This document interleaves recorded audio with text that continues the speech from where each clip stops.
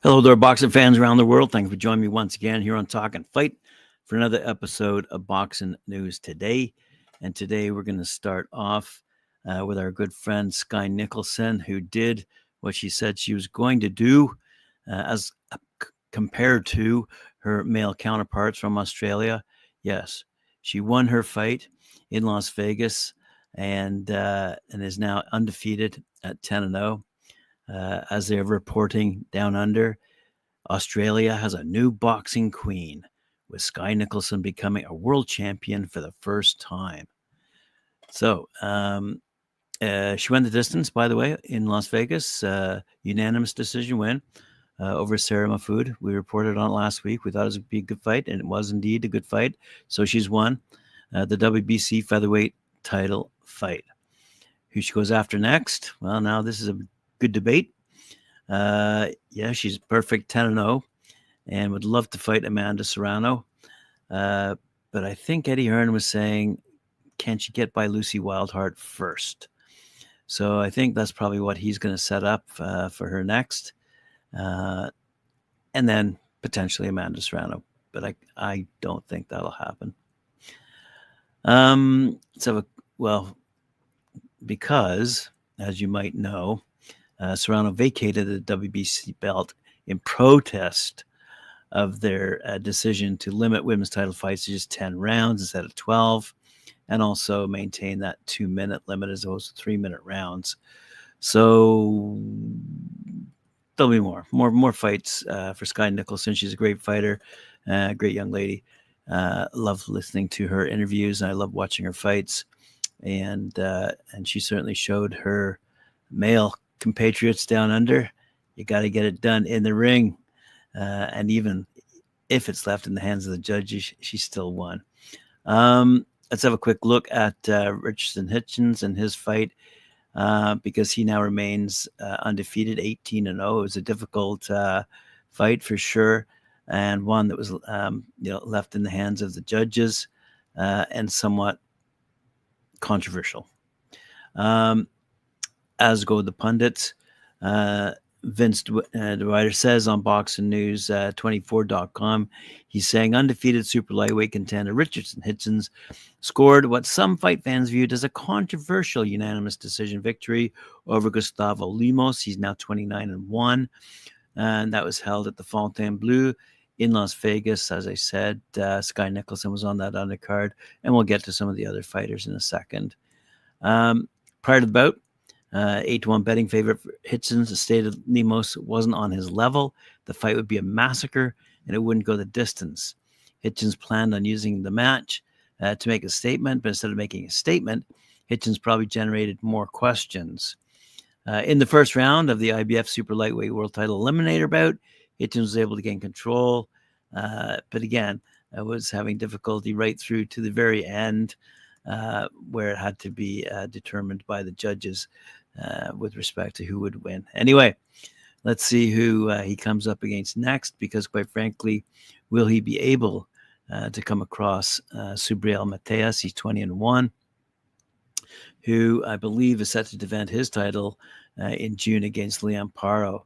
So if Mateus defeats Paro, will Hitchins be ready to claim his shot at the title?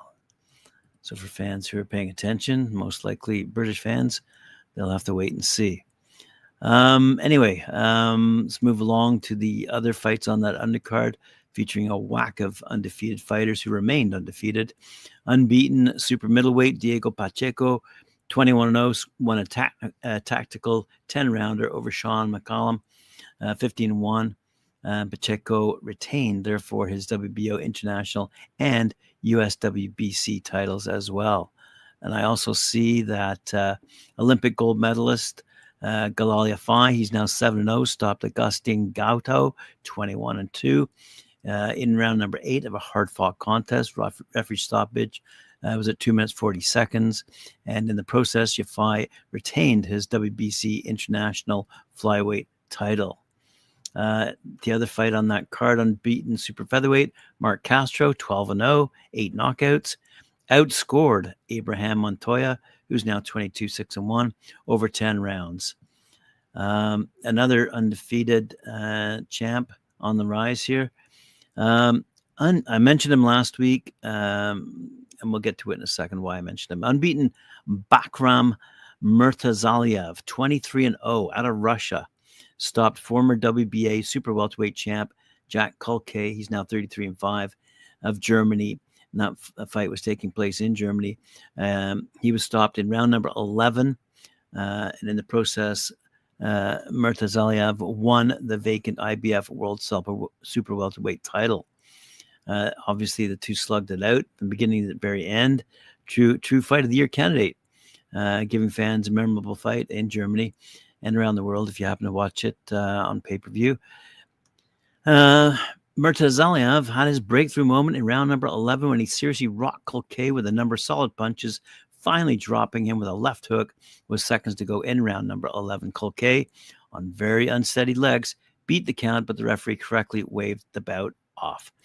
The event was promoted by Alman Cook out of Cook Boxing Promotion, that's in Germany, and Ingo Volkmann of Egon Sports. And the site was being held at the Talkin See in Brandenburg, Germany. Good stuff. Good to hear some fighting in other countries outside the US and UK. We've been reporting on fights from around the world. Let's continue here with the fight actually that took place in Texas. We reported on it. Now here's the result. Unbeaten super lightweight Ernesto Tito Mercado. He's now 15-0, 14 knockouts. Apparently got an easy win against Daner Barrio on Saturday night at the Red Owl Boxing Arena in Houston, Texas. The 22-year-old Mercado pounded on the defensive-minded Barrio for 3 rounds, and Barrio stayed on the stool after that round had finished. So a whole bunch of news from a bunch of undefeated up-and-comers, champions on the rise. What I wanted to mention about Murtazaliev, as reported in badlefthook.com, they're calling it a weirdly consistent trend for 2024. Okay. So Russia's Murtazaliev claimed the vacant IBF super welterweight title with dramatic knockout, as I just mentioned, in the championship. And as though 22-0, Murtazaliev became mandatory challenger in 2019 and ended, therefore, a nearly 16-month layoff when he entered the ring in Germany. Kulke gave him no time to shake the rust, knuckling down, trading leather with the younger, bigger man in what was all accounts a terrific Donnybrook. By the 11th, round, the 38-year-old Kulke was just simply out of juice. A jolting left hook from Murtazaliev swelled the beginning of the end, and although Kulke survived the subsequent broadside to beat the count, the referee called it off, as I said. So every scorecard that has been noticed by this particular writer, as I said on Bad Left Hook, had Kulke ahead at the time. And though 2 judges disagreed in a rare inverse German judging phenomena, I'll go ahead and call it a comeback. Murtazaliev follows in the footsteps of Raymond Ford, who avoided a split decision loss by stopping Otabek Kolmanov in the final seconds of last month's vacant featherweight title fight, and Masanori Vikashi, who took out Michael Magnisi in 12th round of the WBC super featherweight eliminator less than 2 weeks ago. And with this victory, Sebastian Fundura's upset at Timsiu last week, and Israel Majimov's knockout of Magomov Kurbanov, all 4 of Jermell Charlo's former titles have now have new homes. So we'll see how this eclectic lineup holds up in the coming months and look forward to further results from these various fighters. All righty, let's have a quick look at Lauren Price. Lauren Price challenges Jessica McCaskill for the WBA welterweight title on May 11th. And she had some pretty good words, quite frankly.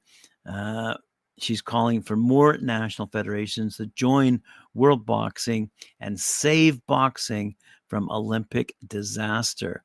This is reported by Sky Sports. You know, she's the gold medalist from Great Britain, and she's on a bit of a roll here. As it stands, boxing is set to crash out of the Olympic Games after Paris 2024, unless an alternative governing body can be appointed in time for LA 2028. The IOC stripped the IBA, Boxing's International Federation of recognition over its failure to complete reforms of governance, financial, and ethical issues, the culmination of a series of scandals that have plagued the governing body since Rio 2016. Last year, it also accused the IBA's Russian president, Umar Kremlev, of using violent and threatening language about IOC personnel. An IOC-run task force oversaw the boxing competition at the Tokyo Games in 2021, and they'll also administer the tournament in Paris as well, but they will not do so for a third Olympics. The sport has until next year to come up with a replacement federation. Quote, at the moment, boxing is not on the sports program for the Olympic Games LA 28. In order to remedy this, the IOC needs to have a partner international federation for boxing by early 2025. That's courtesy of the IOC.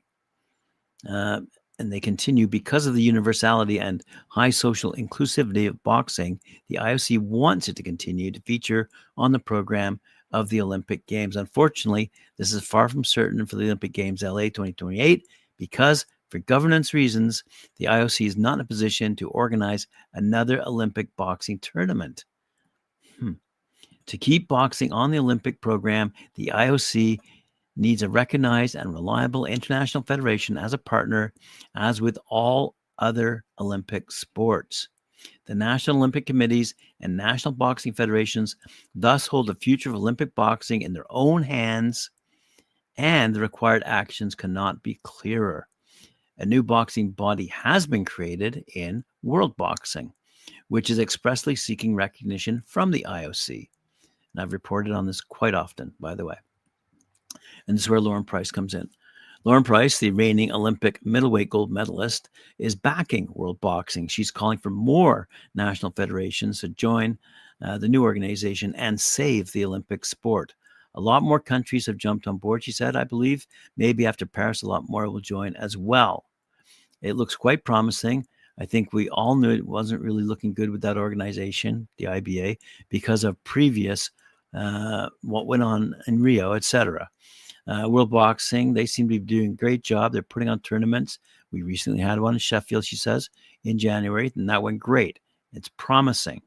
Price continued, I believe boxing can't come out of the Olympics. It'll be a disaster. Young people's hopes, dreams will be crushed. I believe the Olympics is the pinnacle of the sport, and that's where your best boxers come from.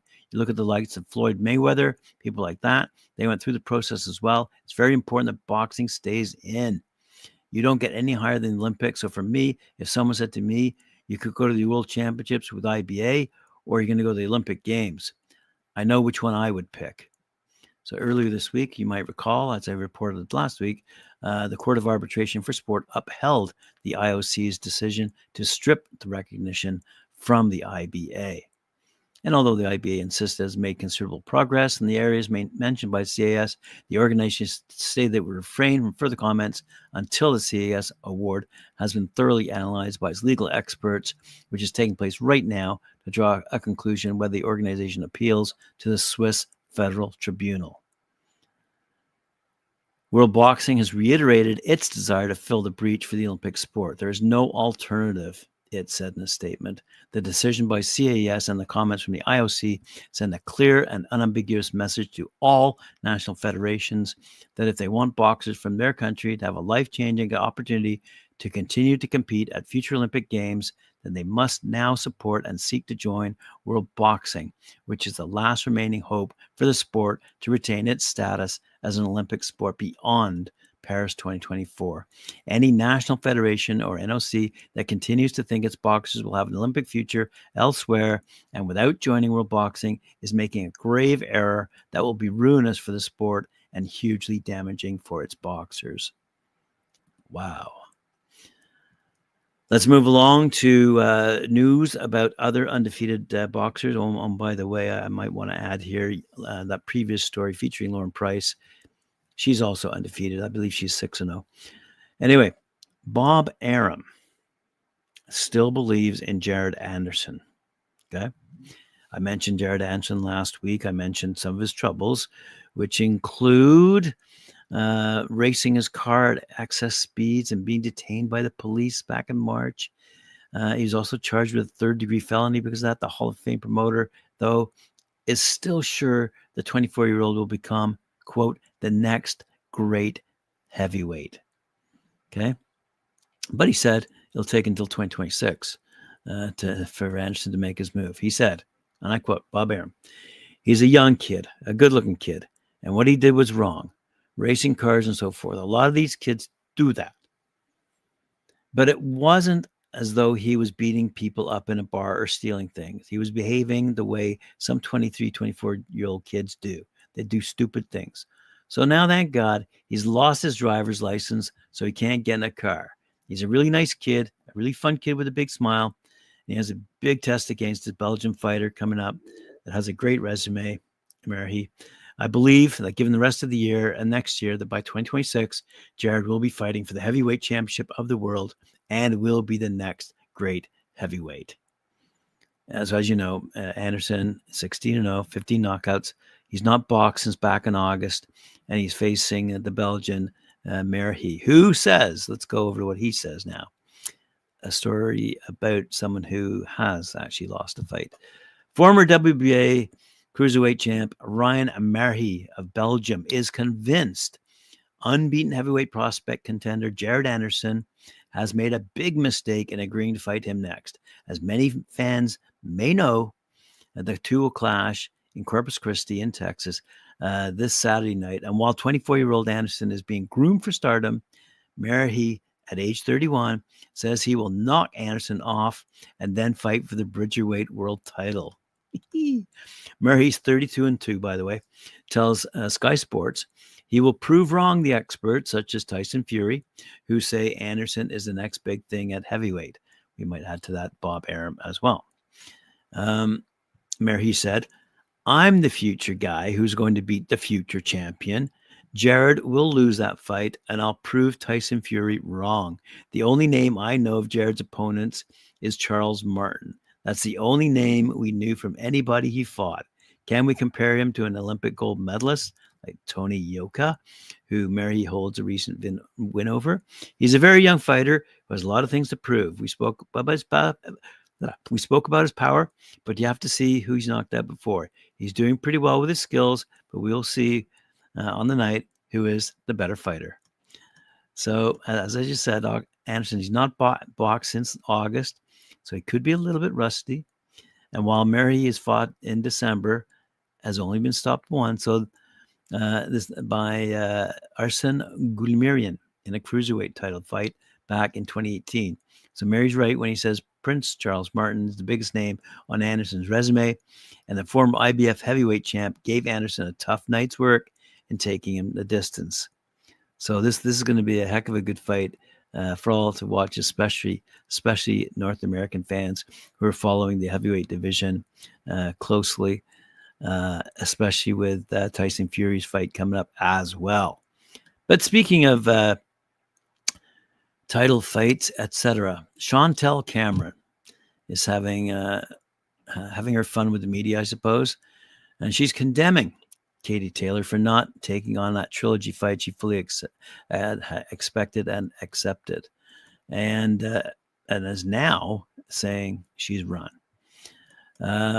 As you know, they traded victories, that is Cameron and Taylor, in Ireland.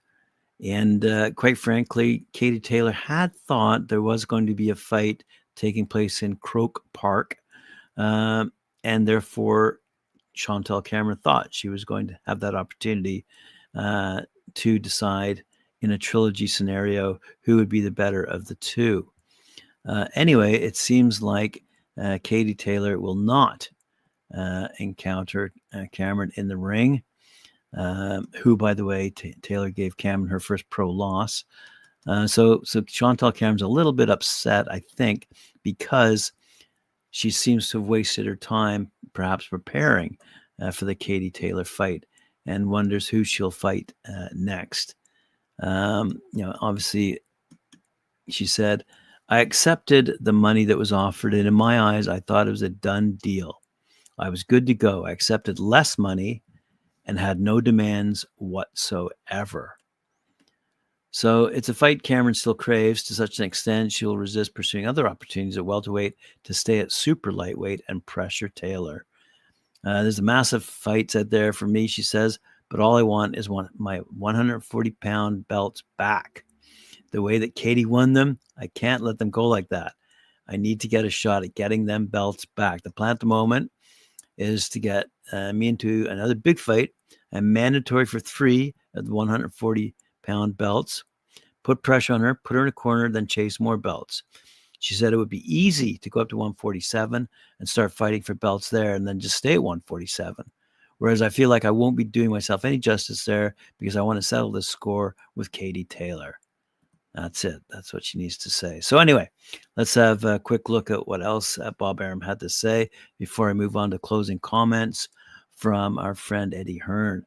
He's talking about Tyson Fury, and he's talking about the lack of preparation and why he believes Tyson Fury might be a bit on the decline here, getting old.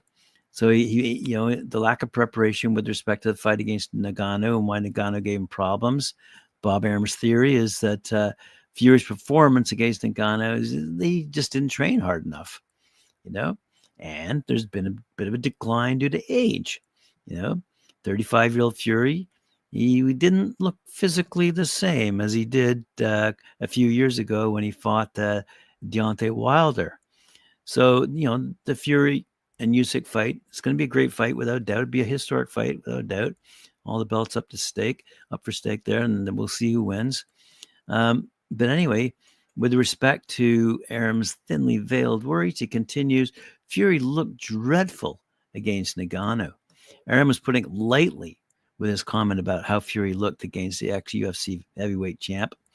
Watching Fury getting battered around the ring in that fight by the novice had to have shaken Arum's belief in his fighter, who looked all of 35 and then some in that fight, said BoxingNews24.com. Fury's excuses: is Fury simply getting old, or is he coasting on easy fights? Arum leaves it open. He's not exactly a glowing endorsement. Says big if. Arum says that if Fury were still in his prime, he beats Usyk with no problem. Unfortunately, that's not possible. Fury is not in his prime, and there's no working time machine that can take him back to 2015 when he was still in his prime. So the $1 million question is if Tyson's on his A game, if it's the Tyson that fought Wilder the last time 2 times and fought Dillian White, there's no way that Usyk or any heavyweight can beat him. But that's a really big assumption. Does he have it left?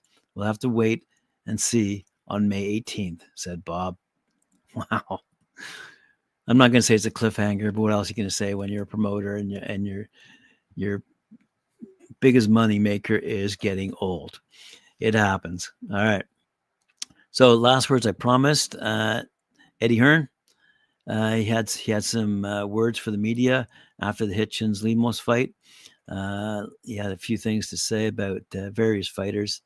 He was asked whether Devin Haney had reached out about unification with Subriel Mateus. You might recall we mentioned Subriel Mateus earlier on. Anyway, Eddie Hearn said, Devin, he just wants to fight for all the belts. So I know that he'll fight all these guys. I know what he's like. But I like the fact that he wants to chase the belts. I mean, poor Sandor Martin. Everyone's giving him stick, but he's a good fighter. But sometimes you have to go through these mandatory defenses just to financially not what you're used to. He was asked about, is it difficult to go from promoting big headlining cards, so for Canelo, for example, to doing smaller venues for Hitchins and Pacheco, for example?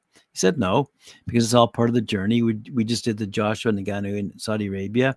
We've got Taylor and Cattle coming up. Sold 11,000 tickets for that. So you've got Fury versus Usyk coming up. We're involved in that. We've got 3 fighters on the undercard. Haney versus Garcia in a couple of weeks. When you're doing a show every week, not every show is going to be a blockbuster, but you've got to invest in the talent coming through. Diego Pacheco struggled a little bit on that card. I thought he won, but he's got to improve. He's going to dominate division like we're building him up to do. But I think really it's not just about the bright lights, it's about content. I think tonight was a good show, and I think it was a great main event. One last comment here on the women. He said, on the prospects of Clarissa Shields fighting Alicia Baumgartner, I think that's a great fight. I mean, wow. Who wouldn't want to watch it? But it's just size. I mean, look, Alicia is 130-pound undisputed champion, and Clarissa's 160 pounds, 168. She's boxed at 154. She's had to come down. I thought they discussed 147. She said 154, so I don't know. I don't think there's many fights out there for Clarissa Shields. I mean, who else is there for her to fight, really? So she's really like that fight, but she's going to have to make that fight fair, she's going to have to come down to an uncomfortable place because she's huge in comparison to Alicia. She's a much bigger woman. So you've got to make it uncomfortable. You just can't make it a weight where she makes it easy and Alicia has to come in at 147 and eat to get there. And she's giving away 8 pounds or 15 to 16 pounds on the night. She's got to decide the lowest she can go, and Alicia's got to decide if she can go up for the challenge.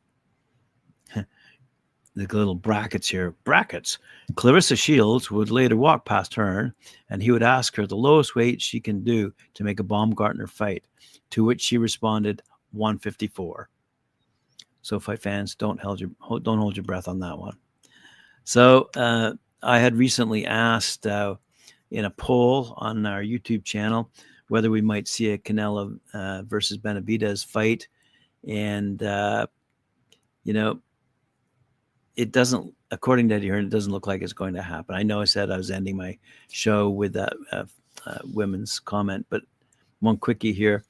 Hearn said, I mean, with respect to Canelo and Benavidez, it's not happening now, but who knows what's going to happen. I think Canelo's moved to give you his number, which is a big number, whether that's his number or not, then why not? He's saying to the world, if you want it, you got to pay for it. And there is big money for big fights out there at the moment. That's too much in my opinion, but who knows how close they can get. But David was here tonight. Looked like he was having a great time, and he's a hell of a fighter. So there you go. You just might see Benavidez and Canelo at the end of the day, as I asked boxing fans to comment on our YouTube platform in a poll. I suggested if Canelo wins on Cinco de Mayo weekend, will we see him fight in September, David Benavidez Jr.? And go have a look at the poll. Make that answer yourself. Thanks for joining me. Appreciate it very much. Remember to like, share, subscribe, hit that notification bell. And as I always do, I will sign off by saying, please join me again on talkinfight.com for my next show, which is coming up very soon in 24 hours. See you later.